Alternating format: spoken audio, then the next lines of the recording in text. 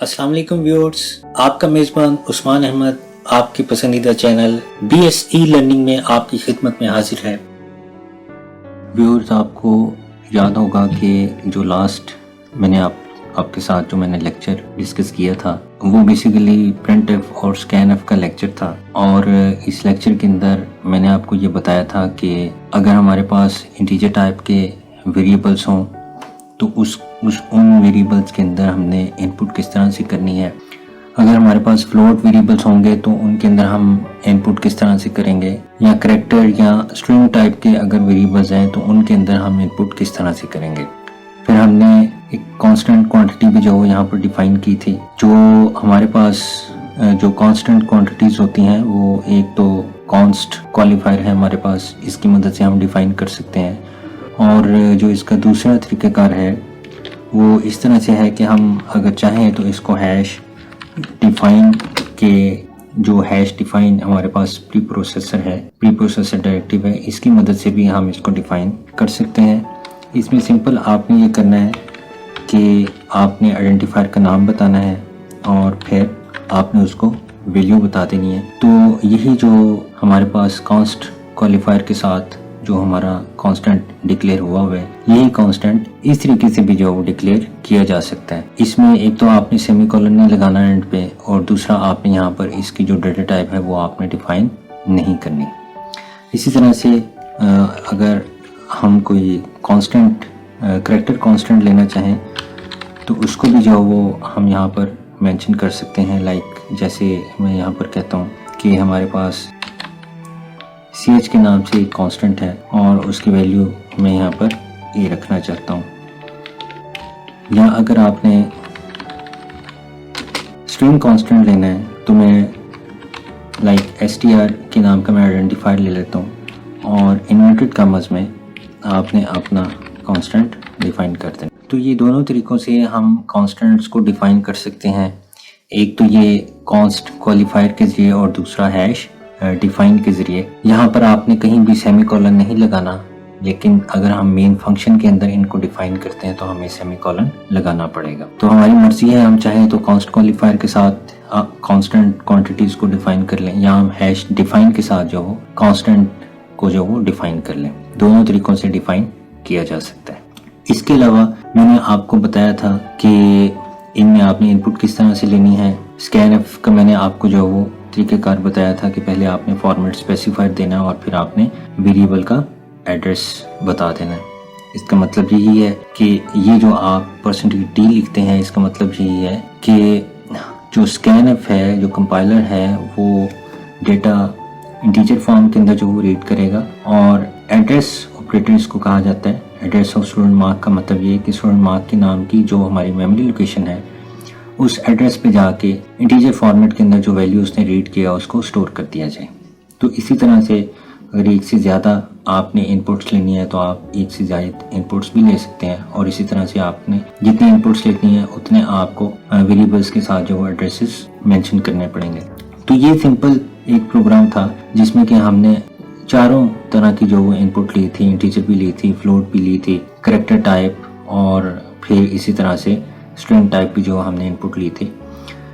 फिर उसके बाद हमने इस इनपुट को जो यहाँ पर प्रिंट आउट करवाया था, और प्रिंट आउट करवाने के बाद ये लाइन अगर आपको याद हो तो हमने प्रिंट एफ स्टेटमेंट के अंदर इनका एडिशन भी जो परफॉर्म करके देखा था, सब्ट्रैक्शन भी हमने परफॉर्म की थी। बेसिकली ये जो एडिशन और जो सब्ट्रैक्शन हो रही है, ये आप ऐसे ही समझ लें कि प्रिंट एफ फंक्शन इस एडिशन को कहीं पर स्टोर नहीं करता, ये सिर्फ कैलकुलेट करके हमें डिस्प्ले कर देता है। तो अगर कुछ वेरिएबल्स का एडिशन या सब्ट्रैक्शन या कोई और मैथमेटिकल ऑपरेशन अगर हमें स्टोर करना हो, अगर हमने उनकी वैल्यू को फर्दर यूज करना हो, क्योंकि यहाँ पर इन दोनों का एडिशन कहीं आगे जो इस्तेमाल नहीं हो रहा, ये यहीं पर कैलकुलेट किया जाता है और फिर डिस्प्ले कर दिया जाता है। लेकिन अगर हम कहें कि हम इसको कैलकुलेट करना चाहते हैं और फर्दर हम इसको इस्तेमाल करना चाहते हैं, तो उसके लिए फिर हमें अलग से एक वेरिएबल लेना पड़ेगा जो कि इनका एडिशन स्टोर करेगा, और एडिशन स्टोर करने के बाद फिर उस वेरिएबल की वैल्यू को हम फर्दर अपने एक्सप्रेशन के अंदर इस्तेमाल करेंगे। इसके लिए मैंने ये एक प्रोग्राम बनाया है।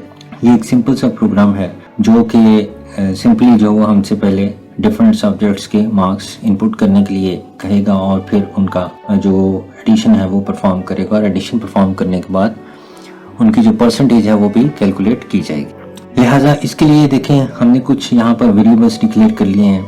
आईसीटी का सब्जेक्ट है, इंग्लिश का सब्जेक्ट है, कैलकुलस है, इस्लामिक स्टडीज़ है, पाक स्टडीज़ है, मैथ डेफिशिएंसी है, फिजिक्स है, और इन सारों का सम कैलकुलेट करने के लिए ऑब्टेन के नाम का एक वेरिएबल ले लिया है। क्योंकि ये सारे के सारे इंटीजर टाइप के हैं, इसलिए जो सम के लिए हमने वेरिएबल लिया है वो भी इंटीजर ही होगा। फिर इनकी परसेंटेज कैलकुलेट करने के लिए जो इस वेरिएबल की टाइप ली गई है वो फ्लोट ली गई है, क्योंकि परसेंटेज में 99% ये चांस होता है कि जो हमारे पास आंसर आएगा वो पॉइंट में आएगा। देन उसके बाद ग्रेड के लिए एक वेरिएबल लिया गया है। फिलहाल ये जो वेरिएबल है ये यहाँ पर इस्तेमाल नहीं होगा, मैं इसको कमेंट स्टेटमेंट में कर देता हूँ। फर्दर हम जब स्टूडेंट का ग्रेड कैलकुलेट करेंगे तो फिर हम इसी प्रोग्राम को दोबारा से इस्तेमाल कर लेंगे। तो व्यूअर्स, सबसे पहले तो ये प्रिंटफ की स्टेटमेंट जो हमने दी है कि एंटर द आईसीटी मार्क्स, और उसके बाद स्कैनफ की स्टेटमेंट यूज की गई है क्योंकि हमने इंटीजर फॉर्मेट में डेटा गेट करना है कंसोल पे, इसी यहाँ पर परसेंटेज डी लगाया गया और परसेंटेज डी के बाद एड्रेस ऑफ आईसीटी, यानी आईसीटी जो है ये हमारा वेरिएबल का नाम है, और हमने कहा कि इंटीजर फॉर्मेट में डेटा रीड करना है और इस एड्रेस पे जाके स्टोर कर देना है। तो इसी लाइन को कॉपी और पेस्ट किया गया और डिफरेंट मेमोरी लोकेशंस पे हमने जो वैल्यूज थी वो यूजर से गेट कर ली हैं। सो इन सारी वैल्यूज को गेट करने के बाद पिछले प्रोग्राम में हम यूं करते थे कि हम इसको प्रिंटफ स्टेटमेंट के अंदर ये एक्सप्रेशन लिख देते थे और वो कैलकुलेट हो जाता था, लेकिन चूंकि हमने परसेंटेज को कैलकुलेट करना है इसलिए हमें इसका सम चाहिए। सो सम करने के लिए जो हमने ऑब्टेन के नाम का एक वेरिएबल लिया है उसमें हमने ये एक सिंपल मैथमेटिकल एक्सप्रेशन जो इसको पास किया है कि इन सारों का जो एडिशन है वो इस ओबीटी मेमोरी लोकेशन के अंदर स्टोर हो जाए। उसके बाद परसेंटेज किस तरह से कैलकुलेट होती है, ऑब्टेन डिवाइडेड बाय 700। फर्ज कर लें कि ये जितने भी हमारे पास सब्जेक्ट्स हैं हर सब्जेक्ट जो वो 100 मार्क का है और obtain marks divided by total marks multiplied by 100, ये परसेंटेज का फॉर्मूला है। उसके बाद student marks you entered are below, ये एक यूजर को मैसेज दिया जाएगा और मैसेज देने के बाद फिर ये लाइन जो वो प्रिंट आउट करवा दी जाएगी। बेसिकली ये जो लाइन है ये क्या कर रही है, ये हर सब्जेक्ट के मार्क्स जो वो प्रिंट आउट कर रही है। आईसीटी और परसेंटेज डी की जगह पर जो आईसीटी का वेरिएबल है उसकी वैल्यू प्रिंट आउट कर दी जाएगी। देन इंग्लिश के आगे परसेंटेज डी है तो इसकी जगह पर इंग्लिश की जो मेमोरी लोकेशन है वो यहाँ पर वैल्यू प्रिंट आउट कर देगा। फिर जो कैलकुलस का हमने वेरिएबल लिया था वो इस परसेंटेज डी की जगह वैल्यू प्रिंट आउट कर देगा, और इसी तरह से ये जो आईएसएल है ये इसकी जगह पर वैल्यू प्रिंट आउट कर देगा। उसके बाद यहाँ पर देखें ये एक सिंगल स्पेस दी गई है और यहाँ पर कॉमा लगाया गया है, क्योंकि मैं इस पूरी लाइन को एक ही लाइन के अंदर प्रिंट आउट करना चाहता हूँ। अगर आप यहाँ पर देखें तो यहाँ पर स्लैश एन नहीं लगाया गया, इसका मतलब है कि ये वाली जो लाइन है ये सारी लाइन जो मुझे कंसोल पे एक ही लाइन के अंदर प्रिंट आउट हुई मिलेगी। सो पाक स्टडी के मार्क्स हैं, मैथ डेफिशिएंसी और फिजिक्स है। सो ये एक ही लाइन के अंदर ये हमें हमारी आउटपुट जो मिल जाएगी, जो हमने मार्क्स इनपुट किए हुए होंगे वो हमें शो करवा दिए जाएंगे। उसके बाद ऑब्टेन मार्क्स हैं, और ऑब्टेन मार्क्स के लिए चूंकि ये हमारे पास जो वेरिएबल था ये इंटीजर टाइप का था, इसे यहाँ पर परसेंटेज डी लगाया गया और ओबीटी की वैल्यू इस परसेंटेज डी की जगह पर प्रिंट आउट हो जाएगी। और फिर उसके बाद परसेंटेज के लिए जो हमने यहाँ पर परसेंटेज एफ लगाया क्योंकि ये फ्लोट टाइप का वेरिएबल था। तो अब व्यूअर्स हम एक दफ़ा इसको जो रन करके देखते हैं कि हमारा ये प्रोग्राम रन होता है कि नहीं होता। प्रोग्राम रन हो जाएगा, लेकिन इसमें मैं आपको बता दूं कि जो परसेंटेज की वैल्यू है वो हमें यहाँ पर नज़र नहीं आएगी। उसकी वजह यह है कि जो सी लैंग्वेज है, सी लैंग्वेज में जो हमारे पास एक्सप्रेशन होता है, एक्सप्रेशन बोथ साइड पे जो सेम डेटा टाइप जो वो होनी चाहिए वेरिएबल्स की। अगर हम यहाँ पर देखें तो हमारे पास जो परसेंटेज है ये फ्लोट टाइप की है, जबकि यहाँ पर ये जो तीनों वैल्यूज हैं ये इंटीजर टाइप की हैं। तो ये जो एक्सप्रेशन है ये बेसिकली बैलेंस्ड नहीं है। हमें यहाँ पर या तो ऑब्टेन की वैल्यू फ्लोट में करनी पड़ेगी या 700 की वैल्यू को फ्लोट में करना पड़ेगा, क्योंकि ये जो 700 है ये ऑब्टेन को जो वो डिवाइड कर रहे हैं। सो मुझे यहाँ पर किसी एक वेरिएबल की वैल्यू को फ्लोट में कन्वर्ट करना है, और कन्वर्ट करने के बाद फिर बकिया जो एक्सप्रेशन होगा उसको सी लैंग्वेज का कंपाइलर ऑटोमेटिकली फ्लोट में कन्वर्ट कर देगा। तो लेट्स सी, पहले हम ऐसे ही जो इसको रन करके देखते हैं और ये चेक करते हैं कि क्या परसेंटेज की वैल्यू इस तरह से कैलकुलेट होती है कि नहीं होती। ICT मार्क्स मैं यहाँ पर रैंडम नंबर्स एंटर कर देता हूँ और फिर चेक करता हूँ। यहाँ पर देखें student marks you entered are below, और मैंने आपको बताया था कि ये एक लाइन में ये सारी सही लाइन प्रिंट आउट की जाएगी।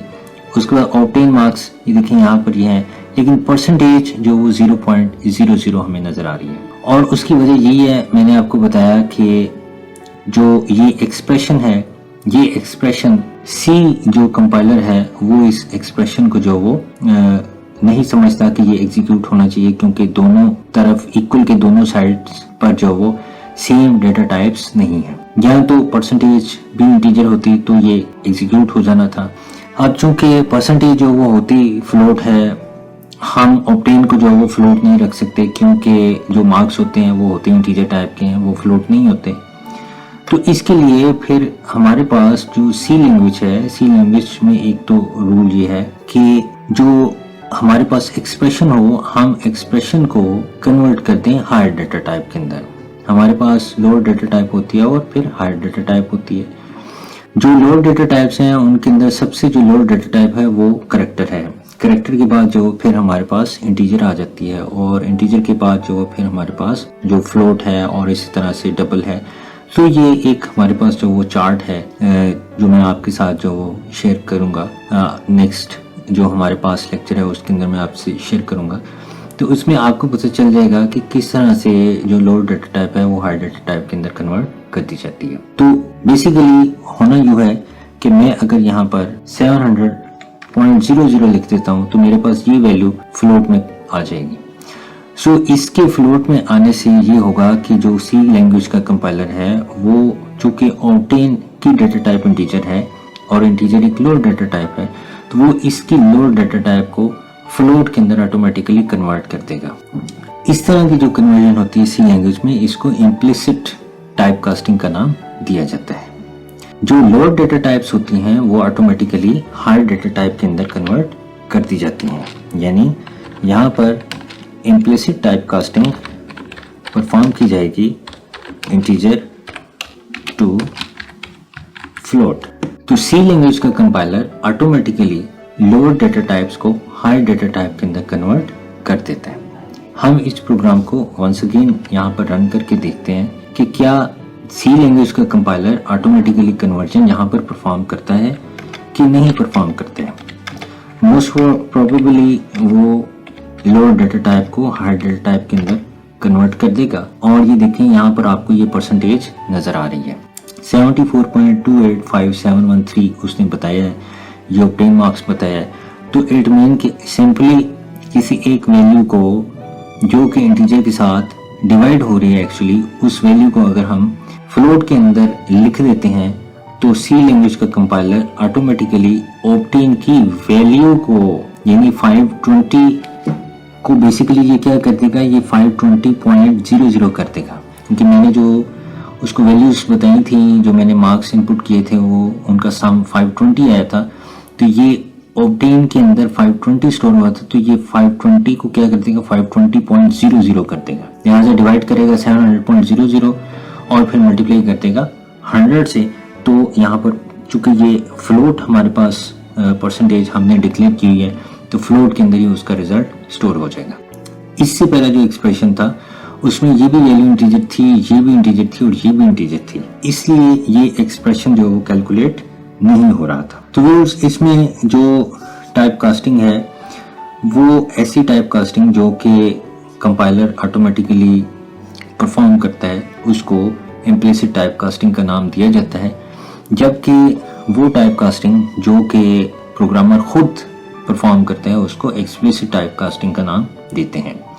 दूसरा जो मेरे पास तरीक़ाकार है वो तरीक़ाकार ये है कि मैं अगर यहाँ पर 700.00 लिखने की बजाय अगर मैं इसको इंटीजर की बजाय मैं इसको फ्लोट में कन्वर्ट करना चाहूँ, तो जब मैं खुद से उसको कन्वर्ट करूंगा तो वो मेरी जो टाइप कास्टिंग होगी वो एक्सप्लिसिट टाइप कास्टिंग कहलाएगी। हम नेक्स्ट प्रोग्राम की तरफ चलते हैं जिसके अंदर मैं आपको इम्प्लिसिट और जो एक्सप्लिसिट टाइप कास्टिंग है उसके बारे में मैं आपको जो डिफाइन करूंगा। इसमें देखें मैंने एक प्रोग्राम बनाया है जिसके अंदर दो हमारे पास फ्लोट, दो हमारे पास इंटीजर वेरिएबल्स हैं और इसी तरह से ये दो जो मैंने फ्लोट वेरिएबल्स लिए हैं। बेसिकली करना यूँ है कि दो इनपुट्स करनी है हमने नंबर्स में इंटीजर टाइप की और दो इनपुट्स हमने करनी है नंबर्स में फ्लोट टाइप की।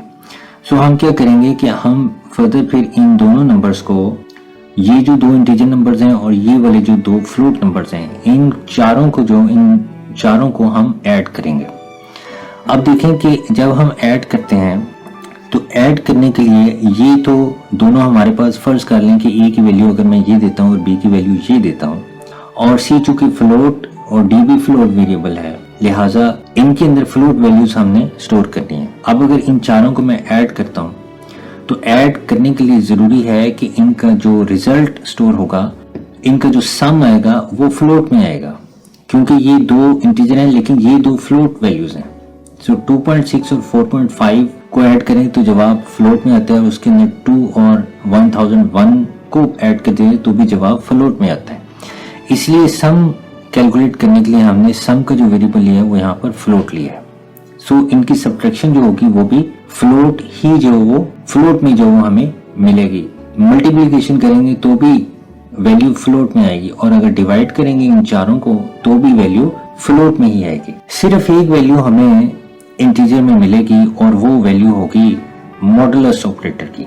जी हाँ, मॉडुलस ऑपरेटर जो है बेसिकली जो हमारे पास अरिथमेटिक ऑपरेटर्स हैं वो अगर मैं यहाँ पर लिखूँ तो प्लस है, माइनस है, मल्टीप्लाई है, डिवाइड है और उसके बाद मॉडुलस ऑपरेटर है जो कि रिमाइंडर हमें देता है। यानी ये जो हमारे पास डिवाइड का ऑपरेटर है ये हमें डिविजिबल वैल्यू देता है, जबकि ये जो रिमाइंडर है ये हमें रिमाइंडर वैल्यू जो हो, ये जो मॉडुलस ऑपरेटर है ये हमें रिमाइंडर देता है।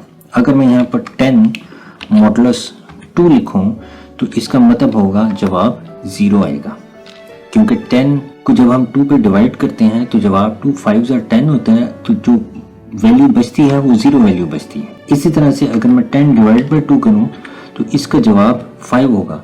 सो पता ये चला कि ये जो डिवाइड का ऑपरेटर है ये हमें क्वोशंट देता है, जबकि ये जो मॉडुलस का जो ऑपरेटर है ये हमें रिमाइंडर देता है।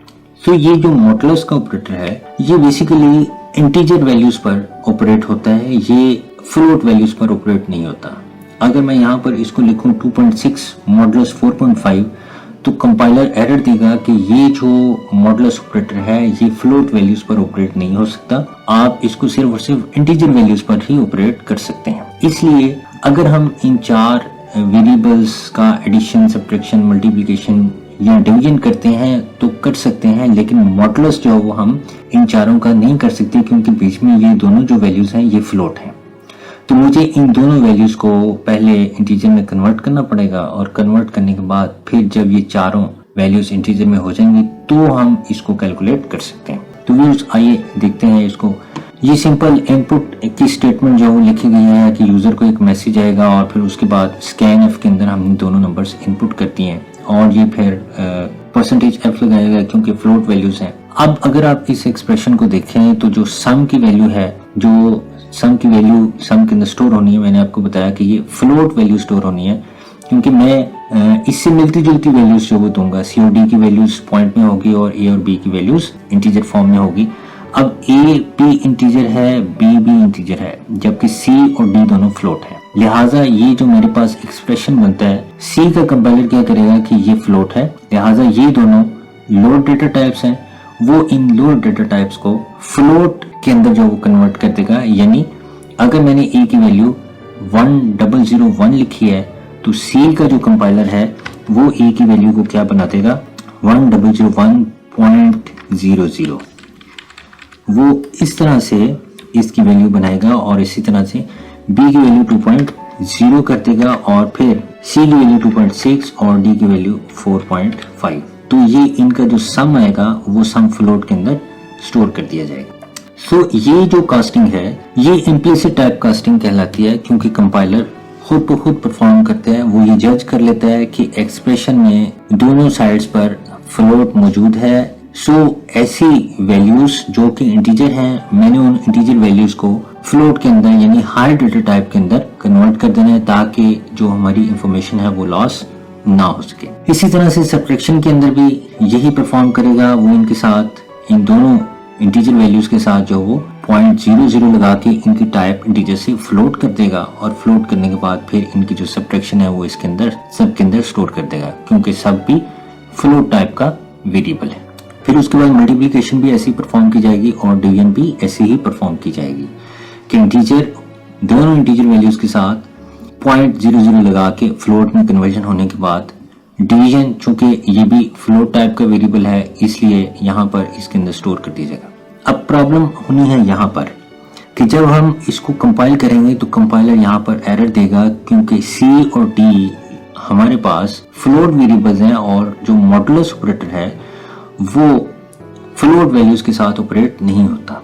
देखिए मैं इसको रन करता हूँ तो ये लाइन आपको रेड नजर आ रही है और इसी तरह से अगर आप यहाँ पर देखें तो ये आपको मैसेज यहाँ पर ये मिल रहा है, invalid operand to binary percent. ये जो आपको परसेंटेज का साइन है बेसिकली ये मॉडुलस ऑपरेटर है, हैव इंटीजर एंड फ्लोट। वो कहते हैं कि ये हमारे पास जो मॉडुलस ऑपरेटर है वो इनवैलिड है, जो यहाँ पर लिखा गया।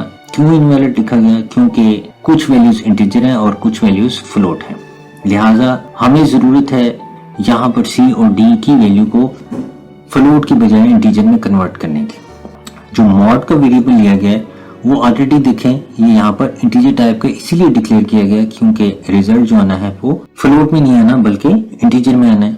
वैसे भी आप जितनी बार डिवाइड करते हैं किसी नंबर को तो जो रिमाइंडर बचता है, रिमाइंडर कभी फ्लोट में नहीं आया, रिमाइंडर हमेशा इंटीजर फॉर्म के अंदर आता है। जो क्वोशंट होता है वो फ्लोट में आता है, लेकिन जो रिमाइंडर है वो कभी भी फ्लोट में आपको नहीं मिलेगा। इसलिए हमने क्या करना है कि हमने सी और डी की जो डेटा टाइप है उसको इंटीजर के अंदर कन्वर्ट करना है। इसके लिए जो कंपाइलर है वो इम्प्लिसिट टाइप कास्टिंग नहीं करेगा, ये हमें खुद से इसकी कास्टिंग परफॉर्म करनी पड़ेगी।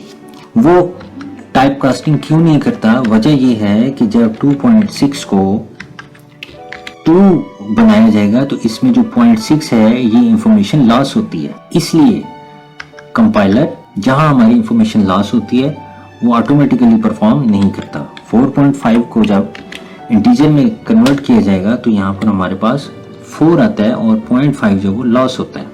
लिहाजा जब तक हम उसको कमांड नहीं देंगे कि सी की वैल्यू को इंटीजर फॉर्म में कन्वर्ट कर दो, डी की वैल्यू को इंटीजर फॉर्म में कन्वर्ट कर दो, तब तक कंपाइलर इनकी जो टाइप कास्टिंग है वो परफॉर्म नहीं करेगा।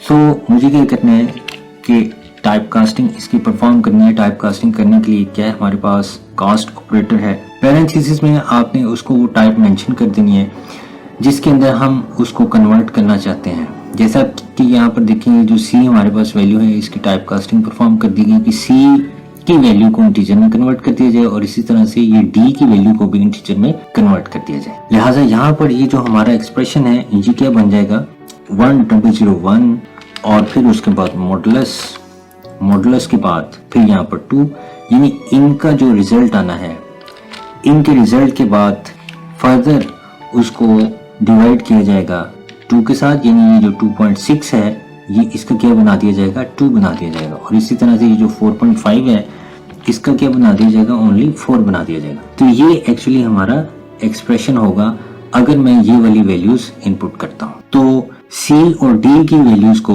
वो फ्लोट वैल्यूज को कन्वर्ट कर देगा इंटीजर के अंदर और इंटीजर के अंदर कन्वर्ट करने के बाद फिर ये मॉडुलस के अंदर वैल्यू स्टोर कर देगा। अब यहाँ पर देखें प्रिंटफ की स्टेटमेंट दी गई है कि ऑपरेशंस आर परफॉर्म्ड, कौन कौन से ऑपरेशन परफॉर्म हुए, एडिशन का बताया गया और सम की वैल्यू यहाँ पर शो करवा दी गई, फिर सब्ट्रैक्शन का बताया उसकी वैल्यू शो करवा दी गई, मल्टीप्लिकेशन और डिवीजन, क्योंकि चारों की वैल्यूज परसेंटेज एफ के अंदर शो करवाई गई क्योंकि ये चारों वेरिएबल्स फ्लोट टाइप के थे। मॉडुलस का जो ऑपरेटर था ये इंटीजर टाइप का था, इसी यहाँ पर परसेंटेज डी लिखा गया। अब रहा क्वेश्चन ये कि हमने यहाँ पर डबल ये मॉडुलस के साइन क्यों आपको नजर आ रहे हैं।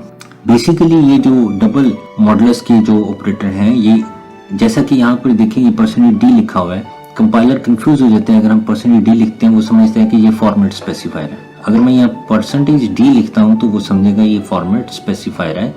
इसी तरह से परसेंटेज सी अगर मैं लिखता हूँ तो वो समझेगा कि ये परसेंटेज सी ये भी फॉर्मेट स्पेसिफायर है। सो परसेंटेज सी और परसेंटेज डी यहाँ पर प्रिंट आउट नहीं होगा, यहाँ पर सिर्फ जो वैल्यूज प्रिंट आउट होंगी वो यहाँ पर भी ये जो परसेंटेज लगाया गया है वो इसको फॉर्मेट स्पेसिफायर के तौर पर जो वो लेगा, आपको ए और बी की वैल्यू नजर आएगी, और परसेंटेज सी को वो समझेगा ये कैरेक्टर टाइप में प्रिंट आउट करवाने के लिए फॉर्मेट स्पेसिफाई दिया गया, और ये परसेंटेज डी का वो ये समझेगा कि इंटीजर टाइप की फॉर्मेट को यहाँ पर प्रिंट आउट करने के लिए परसेंटेज डी लिखा गया। लिहाजा अगर आप प्रिंटफ के अंदर परसेंटेज का साइन प्रिंट आउट करना चाहते हैं तो आपको यहाँ पर 2 टाइम परसेंटेज लगाना पड़ेगा। तो वो यही समझेगा कि ये जो परसेंटेज है ये बेसिकली परसेंटेज डी, ये फॉर्मेट स्पेसिफाई नहीं बल्कि मैंने इसको प्रिंट आउट करना है, और प्रिंट आउट करने के बाद जो वैल्यू है वो एज इट इज वहाँ पर शो करवा दी जाएगी। तो मुझे यहाँ पर इसकी जो आउटपुट मिलेगी वो आउटपुट कुछ इस तरह से मिलेगी, A modulus B modulus C modulus D equal to, और फिर आगे जो भी वैल्यू होगी 0 होती है या वो 1 होती है वो मुझे शो करवा दी जाएगी। उसके बाद पहले हम इसको इतना रन करके देखते हैं, और फिर रन करने के बाद जो फर्दर मैंने यहाँ पर स्टेटमेंट्स लिखी हैं वो मैं आपको एलैबोरेट करूंगा। जो वैल्यूज हमने सैंपल वैल्यूज ली हैं मैं वही वैल्यूज इनपुट करता हूँ 1001 इंटीजर फॉर्मेट के अंदर, और फिर दूसरी मैंने उसको वैल्यू दे दी है 2 इंटीजर फॉर्मेट के अंदर। उसके बाद उसने मेरे से ली हैं फ्लोट वैल्यूज की डिमांड, और फिर मैंने 2.6 और 4.5 उसको मेंशन कर दिया। तो व्यूअर्स उसने मुझे यहाँ पर बताया है कि सम ये आया है, सब्ट्रैक्शन उसने मुझे ये बताई है, मल्टीप्लिकेशन ये बताई है, डिवीजन ये बताई है, और जो मॉडुलस ऑपरेटर है वो उसने मुझे बताया है इसका जवाब 1 आता है। अब हमें कैसे पता चलेगा कि ये वाकई इसका जवाब 1 ही आया है? ये देखें, A percentage, B percentage, C percentage, D, basically यहाँ पर परसेंटेज का जो साइन है ये मॉडुलस ऑपरेटर को ही शो कर रहा है। अगर मैं यहाँ पर ये ऑपरेटर्स ना लगाता, यहाँ पर अगर मैं मॉडुलस को देखिए, मैं रेज करके आपको दिखाता हूँ कि इसका क्या इफेक्ट आपको नजर आएगा।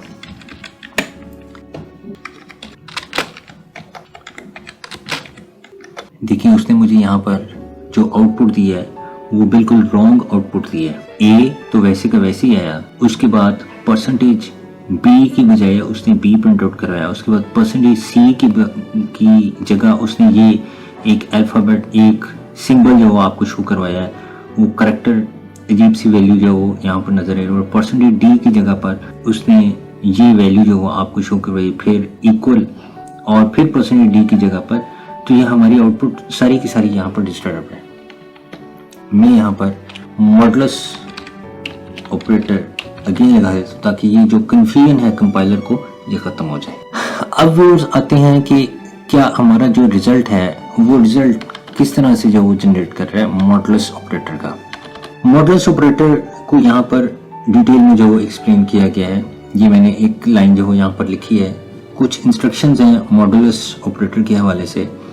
Modulus operator works only for integer values, ये बात मैंने आपको पहले बता दी कि ये फ्लोट वैल्यूज के साथ वर्किंग नहीं करता। दूसरी जो मॉडुलस ऑपरेटर की लिमिटेशंस में से जो चीज है वो ये है कि अगर मॉडुलस ऑपरेटर को हम 0 से डिवाइड करते हैं, यानी अगर मैं यहाँ पर फॉर एग्जांपल लिखता हूँ 0 मॉडुलस 5, यानी 0 मॉडुलस 5। अब यहाँ पर मैंने मॉडुलस का सिंबल नहीं लिखा, मैंने इंग्लिश की वर्डिंग में मॉड लिख दिया, क्योंकि मैंने आपको बताया कि ये देखें, ये हमारा जो एक्सप्रेशन था, ये जो प्रिंटफ के अंदर जो स्ट्रिंग था, ये काफी कॉम्प्लेक्स आपको नजर आ रहा है। तो एक तो तरीकेकार ये है कि अगर मैं ये मॉडुलस का जो सिंबल है ये प्रिंट नहीं करवाना चाहता तो मैं यहाँ पर वर्डिंग लिख दूं A mod, B mod, C mod, D, तो ये एज इट इज मेरा स्ट्रिंग आ जाएगा। लेकिन अगर मैं इस तरह से प्रिंट आउट करवाना चाहता हूँ तो फिर मुझे डबल मॉडुलस ऑपरेटर लगाना पड़ेगा, क्योंकि आपको पता है कि जो मॉडुलस ऑपरेटर है ये फॉर्मेट स्पेसिफायर के लिए इस्तेमाल होता है, और आपको पता है कि जो फॉर्मेट स्पेसिफायर है वो प्रिंट आउट नहीं किया जाता प्रिंटफ स्टेटमेंट के अंदर कंसोल पे। तो इसलिए यहाँ पर भी वही एम्बिग्युइटी जो वो क्रिएट हो जानी थी कंपाइलर के लिए, मुझे यहाँ पर डबल मॉडुलस ऑपरेटर लगाना पड़ना था। तो माइट बी के जो कुछ जो व्यूअर्स से वो कंफ्यूज हो जाते, तो मैंने यहाँ पर 0 मॉड 5 लिखा कि 0 मॉड 5, यानी अगर मेरे पास इस तरह से हो 0 मॉड 5 तो इसका जो जवाब आएगा, इसका जवाब हमेशा हमें 0 मिलेगा। यानी हम किसी भी वैल्यू को अगर हम इस तरह से डिवाइड करते हैं, इस तरह से अगर हम इसका मॉडुलस को कैलकुलेट करने की कोशिश करते हैं तो हमें जवाब क्या मिलेगा, हमें 0 इसका जवाब मिलेगा। if modulus operator is used with the division of 0, the result will always be 0. For example, the expression 0 mod 5 will gives 0 as a result. फिर दूसरी जो इसकी लिमिटेशन है वो ये है कि इन एक्सप्रेशन लाइक 3 mod 5 कि अगर 3 mod 5 अगर हम करते हैं तो अब चूंकि वो कहता है कि 3 इज नॉट डिविजिबल बाय 5 कि जो 3 है वो 5 जो है वो 3 को डिवाइड नहीं करता है, लिहाजा इसका जो रिजल्ट आएगा वो क्या जवाब आएगा, इसका 3 आएगा जवाब। नहीं, अगर मैं यहाँ पर इस तरह से करता हूँ 3 मॉडुलस 5 या 4 तो इसका जवाब आएगा 3। इसी तरह से 1 मॉडुलस 5 करता हूँ तो इसका जवाब आएगा 1। यानी वो हमारे पास नंबर्स जो कि डिविजिबल नहीं है दूसरे नंबर से, तो फिर जो मॉडुलस ऑपरेटर है वो वही नंबर जो हमें रिटर्न कर देता है। ये हार्ड एंड फास्ट रूल्स हैं मॉडुलस ऑपरेटर के, जी आपको याद रखने होंगे। यहाँ पर मैंने जो यहाँ पर स्टेटमेंट्स दी हैं, ये जो स्टेटमेंट्स लिखी हुई हैं, ये स्टेटमेंट्स बेसिकली इस रिजल्ट को प्रिंट आउट करने के लिए लिखी हुई हैं। हम जरा एक दफ़ा इसको रन करके देखते हैं ताकि आपको पता चल जाए। 2 उसके बाद 2.6 और फिर 4.5। तो व्यूअर्स ये देखें, ये तो वो हमारे पास इंफॉर्मेशन है जो मैंने यहाँ प्रिंट एफ के अंदर लिखी आपके लिए और वो as it is print out हो गई। अब ये कि उसने किया क्या है, उसने ये किया कि 1001 mod 2 किया और इसका जो रिजल्ट आता है वो 1 आता है। आप इसको डिवाइड करके देख लें, जो रिमाइंडर बचेगा ना वो 1 ही बचेगा, क्योंकि 1000 पे तो 2 डिवाइड कर देता है तो जवाब 0 बचता है, लेकिन 1001 को इक्वली डिवाइड नहीं करता, जवाब 1 बचता है। अब चूंकि ये हमारे पास एक्सप्रेशन है, इसको अगर आप यहाँ पर ये देखें, ये कि 1001 मॉडुलस 2 का जवाब आया है हमारे पास 1।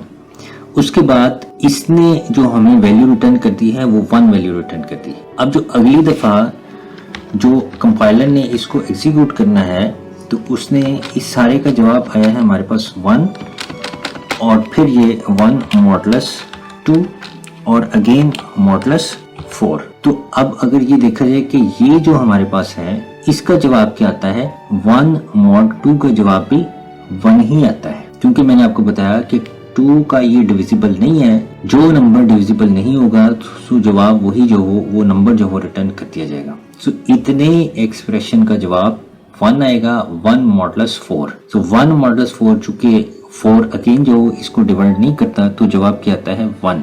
इसलिए यहाँ पर इस सारे एक्सप्रेशन का जो जवाब है हमें यहाँ पर 1 रिटर्न किया जा रहा है। अगर यहाँ पर 4 की बजाय मैं यहाँ पर 1 लिख दूं, अगर मैं यहाँ पर 1 लिख दूं यानी ये वाली जो वैल्यू है वो मैं 1 बता दूं तो 1 mod 1 तो यहाँ पर जवाब 0 आएगा। इस एक्सप्रेशन का जवाब भी हमें 0 मिलेगा। मैं देखें दोबारा आपको रन करके दिखाता हूँ इसे। अब मैं यहाँ पर एक्सप्रेशन में 4.0 एंटर करने की बजाय 2.6 और 1.0 एंटर कर देता हूँ तो देखिए यहाँ पर हमें जो जवाब मिला है वो 0 मिला है, क्योंकि 1001 mod 2 ने 1 रिटर्न किया। सो 1 mod 2 का जवाब 1 आया, 1 mod 1 का जवाब फिर 0 आ गया, यानी कि 1 को इक्वली डिवाइड कर देते तो जवाब 0 आ जाता। तो इस तरह से जो ये हमारे पास एक्सप्रेशंस हैं उनको सी लैंग्वेज का कंपाइलर इवेलुएट करता है। अब मैंने आपके साथ थोड़ा सा शेयर करना है राइटिंग मटेरियल है जिसमें मैं आपको बता दूंगा कि लोअर जो डाटा टाइप्स हैं वो कौन सी है और जो हायर डाटा टाइप्स हैं वो कौन सी है। जी व्यूअर्स, ये है हमारे पास टाइप कास्टिंग का टॉपिक। इसमें देखें कि वो प्रोसेस जिसमें कि हमारी वैल्यूज की डाटा टाइप को एक फॉर्मेट से दूसरे फॉर्मेट में कन्वर्ट कर दिया जाता है, उसको टाइप कास्टिंग का नाम दिया जाता है। इम्प्लिसिट टाइप कास्टिंग है, एक्सप्लिसिट टाइप कास्टिंग है। इम्प्लिसिट टाइप कास्टिंग वो कास्टिंग होती है जो कि सी का जो कंपाइलर है वो ऑटोमेटिकली परफॉर्म करता है और इसके अंदर जो हमारे पास ऑपरेंड्स होते हैं उनकी जो वैल्यूज होती हैं उनको लोअर की बजाय हायर डाटा टाइप के अंदर कन्वर्ट कर दिया जाता है। सी लैंग्वेज के अंदर ऐसे एक्सप्रेशंस जिनमें जो ऑपरेंड्स हैं वो अगर मुख्तलिफ जो डाटा टाइप के हों तो उसको मिक्स टाइप एक्सप्रेशन का नाम दिया जाता है। इस केस में जो एक्सप्रेशन है उसको इवेलुएट करने के लिए सी का कंपाइलर लोअर डाटा टाइप को हायर डाटा टाइप में कन्वर्ट कर देता है। मिसाल के तौर पर अगर हमारे पास एक एक्सप्रेशन है जिसके अंदर इंटीजर और डबल ऑपरेंड्स हैं, तो क्या किया जाएगा कि जो इंटीजर ऑपरेंड्स हैं उनको डबल के अंदर कन्वर्ट कर दिया जाएगा। अगर आप ये चार्ट देखें तो ये लोअर डाटा टाइप है, जबकि ये हमारे पास हाई डाटा टाइप है। कैरेक्टर को इंटीजर के अंदर कन्वर्ट किया जा सकता है। सी का कंपाइलर इंटीजर को लॉन्ग के अंदर, लॉन्ग को फ्लोट के अंदर, फ्लोट को डबल के अंदर और फिर डबल को लॉन्ग डबल के अंदर कन्वर्ट कर सकता है। डायरेक्ट अगर हमारे पास एक एक्सप्रेशन ऐसे है कि उसके अंदर एक कैरेक्टर है और दूसरा लॉन्ग डबल है, तो क्या किया जाएगा कि कैरेक्टर की जो टाइप है वो लॉन्ग डबल के अंदर कन्वर्ट कर दी जाएगी। जैसे देखिए कैरेक्टर प्लस फ्लोट है, तो इंटरमीडिएट जो टाइप होगी उसकी वो फ्लोट बना दी जाएगी और फ्लोट बनाने के बाद उस एक्सप्रेशन को इवेल्युएट किया जाएगा। इंटीजर लॉन्ग है तो उसको लॉन्ग में कन्वर्ट कर दिया जाएगा। इंटीजर डबल है तो डबल में कन्वर्ट कर दिया जाएगा। फ्लोट लॉन्ग डबल है तो लॉन्ग डबल के अंदर कन्वर्ट कर दिया जाएगा। यहाँ पर देखिए एक चीज जो गौरतलब है वो ये है कि data type of x is not changed, कि जो x की डेटा टाइप है वो चेंज नहीं की जाएगी। यहाँ पर सपोज किया गया कि x इंटीजर टाइप का और y लॉन्ग टाइप का है। सो जो x की टाइप है वो चेंज नहीं की जाएगी। Only the data type of the value of x is changed during the evaluation of expression, कि इस एक्सप्रेशन को इवेल्युएट करते हुए x की जो वैल्यू है उसको कन्वर्ट किया जाएगा। मैंने आपको यहाँ पर ये चीज इसीलिए बताई कि a की वैल्यू ये मेमोरी में चेंज नहीं होनी, जस्ट ये जब एक्सप्रेशन सॉल्व किया जाएगा तो इसकी वैल्यू की टाइप चेंज की जाएगी। ए की टाइप इंटीजर ही रहेगी और उसके अंदर 1001 ही स्टोर रहेगा। जस्ट इस एक्सप्रेशन को सॉल्व करने के लिए इनकी जो वैल्यूज हैं उनको फ्लोट में कन्वर्ट करके इवेल्युएट करके यहाँ पर स्टोर कर दिया जाएगा। ए बी की टाइप इंटीजर ही रहेगी, सी और डी की टाइप यहाँ पर फ्लोट ही रहेगी। अगर हम इसको इवेल्युएट करने के बाद सी और डी की वैल्यूज को प्रिंट आउट करवाएंगे तो हमें सी और डी की वैल्यू 2.6 और 4.5 ही मिलेगी। लिहाजा ये चीज याद रखनी है कि जो वेरिएबल की जो टाइप है वो चेंज नहीं होनी, वेरिएबल की जो वैल्यूज हैं उनकी टाइप चेंज होनी। फिर एक्सप्लिसिट टाइप कास्टिंग क्या होती है, जो कि कंपाइलर जो खुद से परफॉर्म नहीं करता, प्रोग्रामर जो उसको बताता है और प्रोग्रामर खुद जो है वो उसको इंडिकेशन देता है, देन जो परफॉर्म की जाती है और कास्ट ऑपरेटर की मदद से इसको परफॉर्म किया जाता है। ठीक है, इसका क्या है कि आपने पैरेंथेसिस के अंदर उसको टाइप मेंशन करनी है और फिर एक्सप्रेशन उसको बता देना है। सो जो हमारे वेरिएबल्स की वैल्यूज होंगी उन वैल्यूज की टाइप चेंज कर दी जाएगी। एग्जांपल यहाँ पर दी गई है, एक्स और वाई हमारे पास दो वेरिएबल्स हैं। एक्स की वैल्यू ये है और वाई की वैल्यू ये है। लिहाजा एक्स मॉडुलस 5 कैलकुलेट नहीं हो सकेगा। कंपाइलर इस पे एरर देगा कि दोनों वैल्यूज फ्लोट है। So modulus operator cannot work with the float variables. इनको कन्वर्ट करना पड़ेगा हमें इंटीजर में। So इंटीजर में जब हम कन्वर्ट कर देंगे तो x की वैल्यू 10.3 की बजाय ओनली 10 रह जाएगी यहाँ पर, और y की वैल्यू 5.2 की बजाय ओनली यहाँ पर 5 रह जाएगी। लिहाजा 10 मॉडुलस 5, तो इसका जवाब जो वो 0 होगा। ये देखें, ये एक एग्जाम्पल भी जो आपको दी गई। तो व्यूअर्स, आप ये प्रोग्राम जो बनाकर देखिएगा और मुझे अपने व्यूज बताइएगा कमेंट्स में कि ये प्रोग्राम आपका एग्जीक्यूट हुआ कि नहीं। व्यूअर्स, ये था हमारा आज का सेगमेंट। वीडियो देखने का शुक्रिया।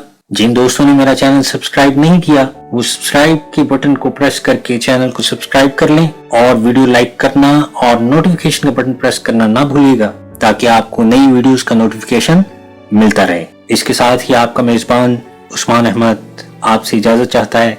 अपना ख्याल रखिएगा। अल्लाह हाफिज।